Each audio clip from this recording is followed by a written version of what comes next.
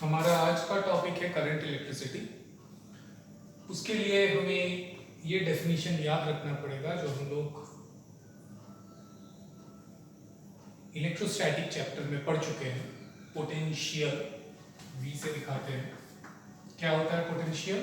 It is work done to move unit positive charge, मतलब +1 coulomb charge. ये definition आप लोग पढ़ चुके हैं इलेक्ट्रोस्टैटिक। ये आइडिया आप लोगों को होना चाहिए और इसके ऊपर हम लोग आगे बात करेंगे। इस चैप्टर के कुछ आइडिया आप लोग ऑलरेडी पढ़ चुके हैं पहले लोअर क्लासेस में, जैसे ओम्स लॉ,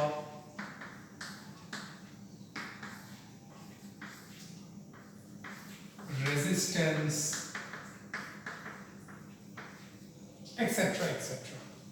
इसके साथ रेजिस्टेंस के साथ ही आता है रेजिस्टिविटी और भी कुछ हम लोग पढ़ चुके हैं इन लोअर क्लासेस। अब उसी के ऊपर इलाबोरेटली डिस्कशन होगा इस चैप्टर में, तो हम लोग पढ़ाई आगे बढ़ाते हैं। इस चैप्टर का सबसे पहला कंसेप्ट जो हमें पढ़ना है दैट इज इलेक्ट्रिक सेल। आजकल तो बहुत तरीके के सेल इजाद हो चुके हैं। पहले इलेक्ट्रिक सेल का मतलब एक ही चीज होता था जो केमिकल एनर्जी को इलेक्ट्रिकल एनर्जी में कन्वर्ट कर पाए। आजकल तो फोटो इलेक्ट्रिक सेल हो चुके हैं, लेकिन हम लोग उसके बारे में बात नहीं करेंगे। हम इलेक्ट्रिक सेल मतलब एक ऐसे डिवाइस की बात करेंगे जो केमिकल एनर्जी को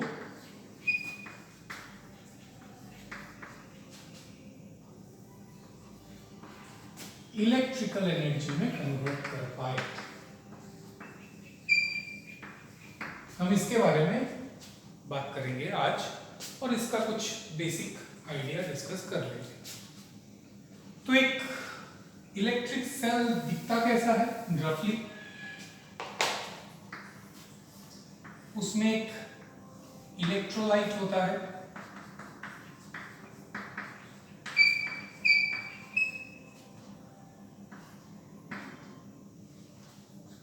लिक्विड, एक्टिव लिक्विड भी बोलते हैं इसको।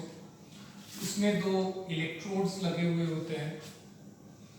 एक इलेक्ट्रोड इस इलेक्ट्रोलाइट की प्रेजेंस की वजह से प्लस पोटेंशियल गेन करता है और एक माइनस पोटेंशियल गेन करता है, ये हम लोगों को पता है।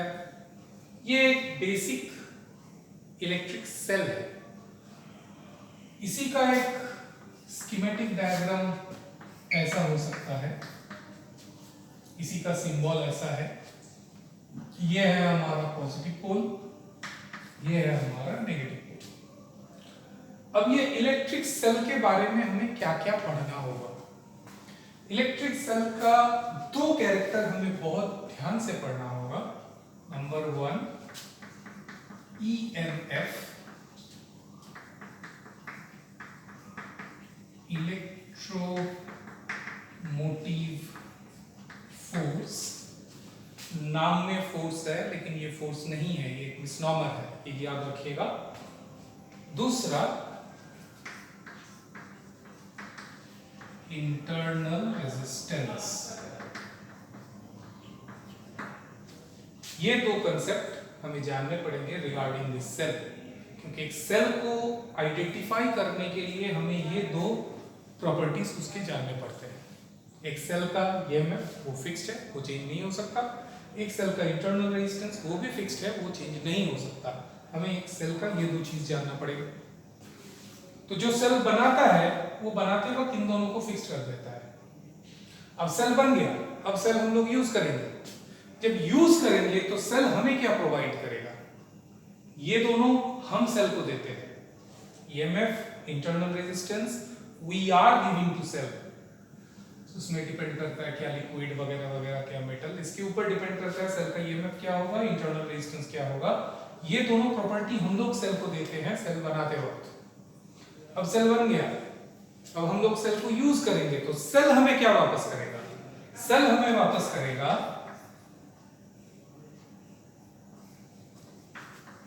Potential difference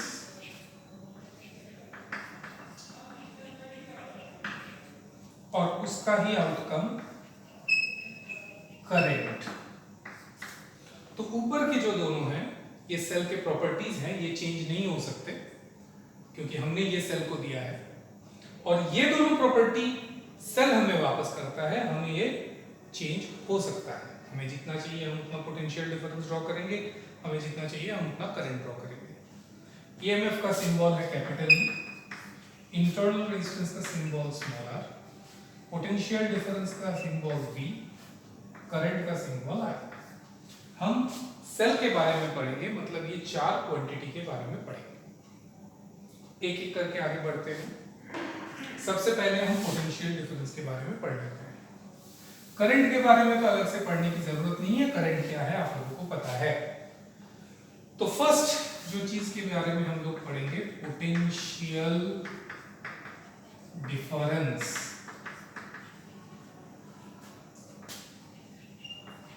of cell. Cell का पोटेंशियल डिफरेंस क्या होता है? देखिए अभी हमने पढ़ लिया है पोटेंशियल का मतलब, थोड़ी देर पहले हमने डिस्कस कर लिया, work done to move unit positive charge, जिसका भी डेफिनेशन होगा work done to move plus 1 coulomb charge. अब तो ये पोटेंशियल का या पोटेंशियल डिफरेंस का डेफिनेशन हुआ। सेल कहां से आएगा? तो सेल के लिए हम क्या इंट्रोड्यूस करेंगे? देखिए मूव अगर करना है 1 कूलम चार्ज को, हमें जानना पड़ेगा कहां से कहां तक मूव करेंगे।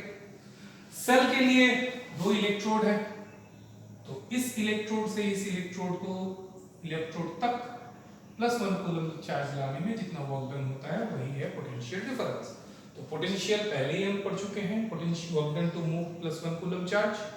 पोटेंशियल डिफरेंस ऑफ सेल में सिर्फ इंट्रोड्यूस हो जाएगा from 1 electrode to another electrode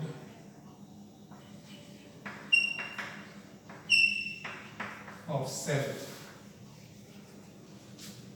तो सेल के एक इलेक्ट्रोड से एक दूसरे इलेक्ट्रोड तक यूनिट पॉजिटिव चार्ज को मूव करने में जितना वर्क डन होता है, उसी वर्क डन को हम सेल का पोटेंशियल डिफरेंस बोलते हैं। मान लीजिए हम यहां से, यह है एक इलेक्ट्रोड, यह दूसरा इलेक्ट्रोड, नेगेटिव पॉजिटिव, हम यहां से यहां तक प्लस 1 कूलम चार्ज को ले आ रहे हैं, उसमें जितना वर्क डन होगा उसी वर्क डन को हम क्या बोलते हैं? इसका पोटेंशियल डिफरेंस। लेकिन अब क्वेश्चन हम इस इलेक्ट्रोड से इस इलेक्ट्रोड तक लाना है, तो हम यहां से यहां लाएंगे या यहां से यहां लाएंगे? एक ऑप्शन हो सकता है हम सेल के बाहर से ले आ रहे हैं, और एक ऑप्शन हो सकता है हम सेल के अंदर से ले आ रहे हैं।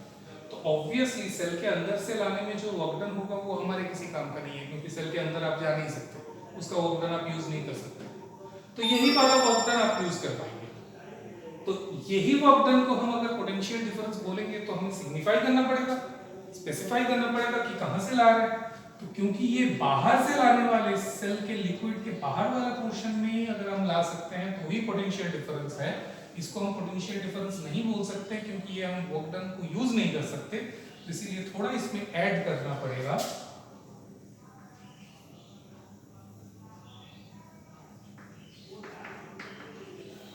Outside the cell. तो पूरा हुआ work done to move plus 1 coulomb charge from 1 electrode to another electrode of the cell outside the cell is called the potential difference V। अब आप बोलेंगे सर यहाँ यूज कर रहे हैं तो इसको पोटेंशियल डिफरेंस बोलेंगे, ये भी तो पोटेंशियल डिफरेंस ही है, आप यूज नहीं कर पा रहे, वो आपका फॉल्ट है, ये हमारा टेक्नोलॉजी का फॉल्ट है। लेकिन ये भी तो एक इलेक्ट्रोड से एक इलेक्ट्रोड यूनिट पॉजिटिव चार्ज जा रहा है ना, तो ये भी हमारा एक वर्क डन तो है, potential difference according to definition तो है। तो इसको हम पोटेंशियल डिफरेंस क्यों नहीं बोल रहे हैं? क्योंकि हम यूज नहीं कर पा रहे हैं, लेकिन है तो ये पोटेंशियल डिफरेंस, ऑब्वियसली है, लेकिन ये अनयूज्ड फॉर्म है, इसीलिए इसका दूसरा नाम दिया जाता है ताकि हम आइडेंटिफाई कर पाएं कौन सा वाला हिस्सा हम यूज कर पाएंगे, कौन सा वाला नहीं कर पाएंगे। यहां से यहां यूनिट पॉजिटिव चार्ज को लाने में जितना वर्क डन होता है उसका नाम है लॉस्ट वोल्ट। वोल्ट क्यों? पोटेंशियल डिफरेंस का यूनिट वोल्ट होता है, अब ये वाला भी पोटेंशियल डिफरेंस है, लेकिन हम इसको यूज नहीं कर पा रहे हैं, ये लॉस हो रहा है, तो इसीलिए इसका नाम है लॉस्ट वोल्ट। अब इसका डेफिनेशन क्या है बाद में आता हूं, पहले आप लोगों को पोटेंशियल डिफरेंस का डेफिनेशन याद होना चाहिए या समझ में आना चाहिए। पोटेंशियल डिफरेंस के बाद नेक्स्ट जो आता है that is our internal resistance. नाम से ही पता चल रहा है ये रेजिस्टेंस है, इंटरनल मतलब अंदर है, सेल के अंदर क्या रहता है, इलेक्ट्रोलाइट। तो सेल के अंदर इलेक्ट्रोलाइट जो रेजिस्टेंस प्रोवाइड करता है उसी का नाम इंटरनल रेजिस्टेंस है। ये नाम से ही आप लोगों को पता चल रहा है ये एक रेजिस्टेंस है और इंटरनल है। तो इंटरनल मतलब सेल के अंदर कौन रहता है, सेल के अंदर इलेक्ट्रोलाइट। तो ये रेजिस्टेंस कौन देता है, इलेक्ट्रोलाइट। तो इन शॉर्ट आप बोल सकते हैं resistance offered by the electrolyte of cell is called internal resistance। सेल का इलेक्ट्रोलाइट जो रेजिस्टेंस ऑफर करता है करंट को, by the electrolyte of the cell to the current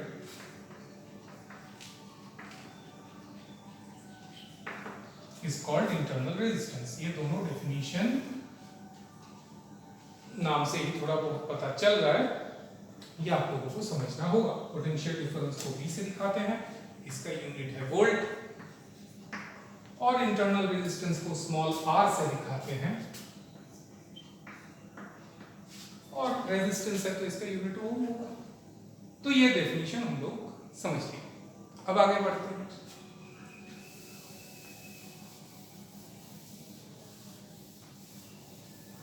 आप लोगों को ये डेफिनेशन अगर लिखना है तो वीडियो पॉज करके लिख लीजिएगा, वरना मैंने तो पहले दिया भी है आंसर पीडीएफ फॉर्मेट। अब सोचिए यहां वर्क डन हो रहा है V, यहां वर्क डन हो रहा है VL, VL मतलब लॉस्ट वोल्ट। तो टोटल वर्क डन कितना हो रहा है V प्लस VL। ये हम यूज कर पा रहे हैं, ये यूज नहीं कर पा रहे हैं, लेकिन वर्क डन टोटल जो वर्क डन सेल कितना वर्क डन कर रहा है, यूज्ड अनयूज्ड दोनों मिलके, तो इसका टोटल होता है E या EMF। इसी का नाम है EMF। इसको ऐसे ही से दिखाते हैं, ये वाले ई से दिखाते हैं EMF, that is V plus VL।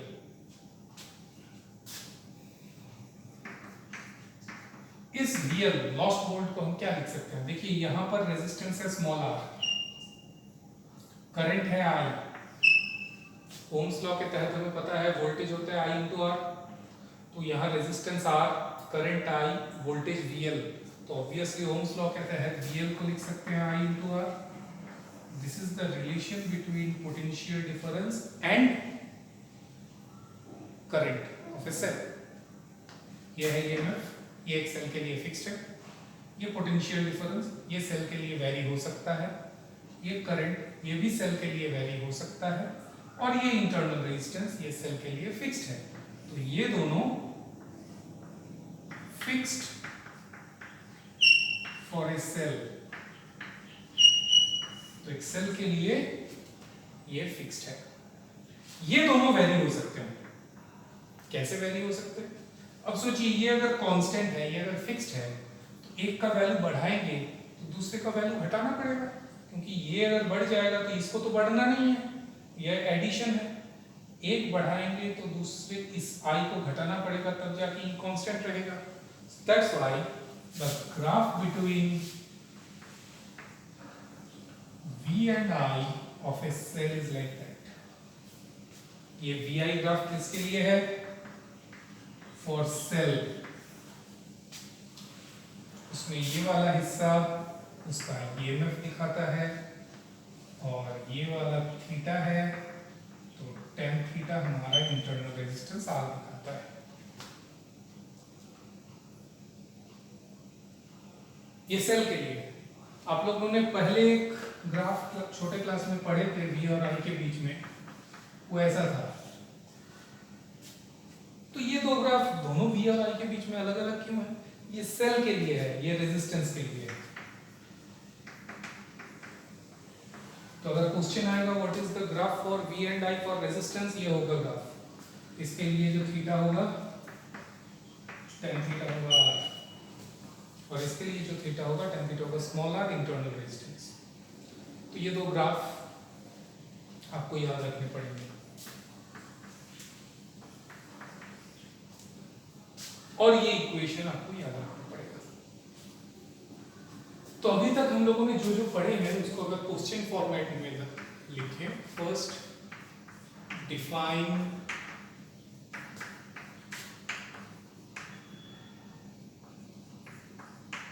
Potential difference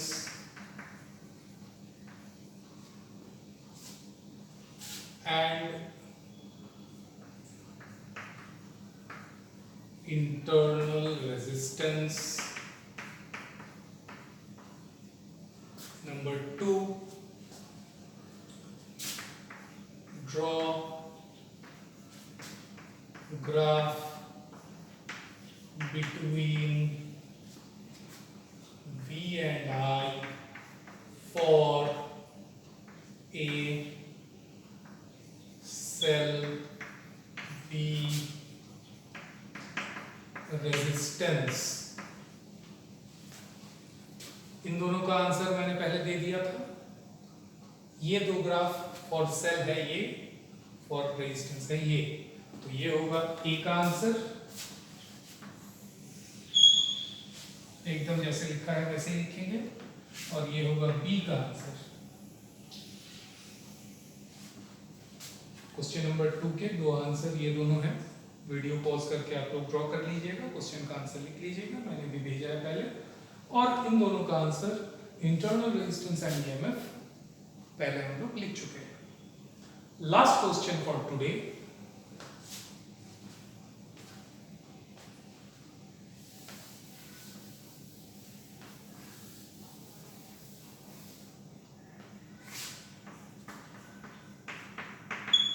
define EMF. बहुत आसान है, आपको ये फॉर्मूला सिर्फ याद रखना पड़ेगा। अब सोचिए, इस फॉर्मूले में अगर हम I को 0 करते हैं, इफ I 0, तो ये I 0 होगा तो ये IR टर्म पूरा 0 हो जाएगा। तो ये IR 0 हो जाएगा तो बचेगा क्या? E equals to V। I अगर 0 होगा तो ये अगर 0 हो जाएगा तो E equals to V plus 0 मतलब V हो जाएगा। सो EMF किसके साथ इक्वल है? पोटेंशियल डिफरेंस के साथ। कब? जब करंट 0 है। तो हम लिख सकते हैं इसका answer, when current is 0 in cell,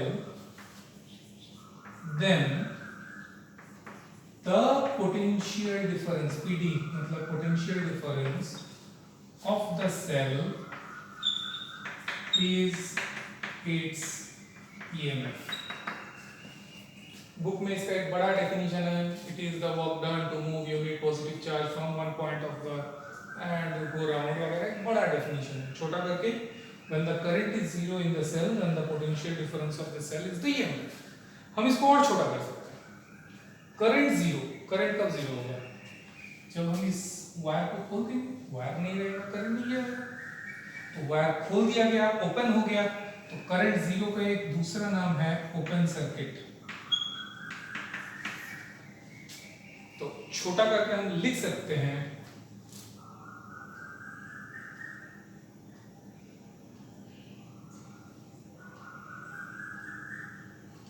ये पूरा पोर्शन को हटा सकते हैं। when the current is 0 in the cell, इसको हटा के हम बोल सकते हैं ओपन सर्किट। एक और छोटा हो गया, when current is 0 in the cell, इसका छोटा नाम ओपन सर्किट। क्यों? करंट कब 0 होगा? जब आप ओपन कर लेंगे, प्लग को खोल देंगे। तो इसी से आता है open circuit potential difference of the cell is its EMF.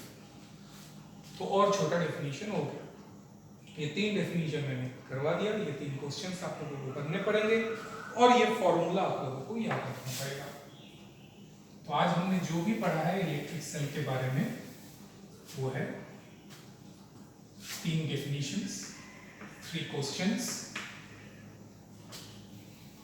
ये क्वेश्चंस मैंने पहले भी दे चुका हूं और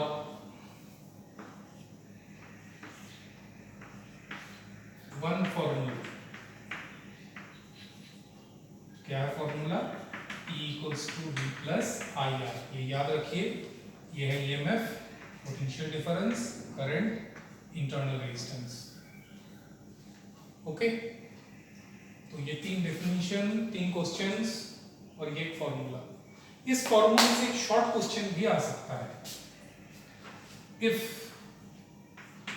I equals to 0 then E equals to V। तो अभी हमने कर लिया, I 0 होता है तो E भी होता है।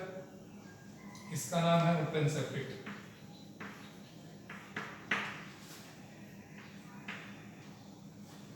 If I greater than 0, I अगर 0 ना हो, I अगर हो, अगर मैंने वायर लगा दिया तो क्या होगा?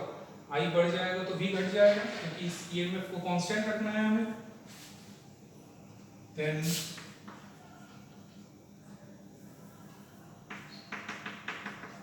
V E से छोटा हो जाएगा, इसका नाम है क्लोज्ड सर्किट। वायर खोल दिया था ओपन सर्किट, E और V इक्वल हो गया था। क्लोज सर्किट, वायर लगा दिया, करंट चला गया, करंट है तो V घट जाएगा, V E से छोटा हो जाएगा। Third, if I less than 0 then V greater than E। अब I नेगेटिव कैसे हो सकता है? पॉजिटिव से करंट निकलता है, नेगेटिव में जाता है। I नेगेटिव मतलब करंट पॉजिटिव में घुस रहा है। कब हो सकता है? जब आप सेल को चार्ज कर रहे हैं। सेल जब डिस्चार्ज हो रहा है, पॉजिटिव से करंट निकल रहा है। सेल चार्ज हो रहा है मतलब पॉजिटिव में करंट जा रहा है। तो ये करंट नेगेटिव होगा तो potential difference greater than E हो गया। ये होगा फॉर चार्जिंग ऑफ सेल। तो ये 4th क्वेश्चन हो सकता है। चौथा क्वेश्चन, कब क्या होगा? When V equals to E, when V less than E, when V greater than E. What happens when these are going on? तो आंसर क्या होगा? V equals to E will occur when it is open circuit, means current 0. V less than E, it occurs when closed circuit, that means current positive. And V greater than E, it occurs when current negative, means charging of cell. तो ये cases कब होता है ये भी एक बार पूछ सकता है। ये 4 क्वेश्चंस आप लोगों को याद रखना पड़ेगा।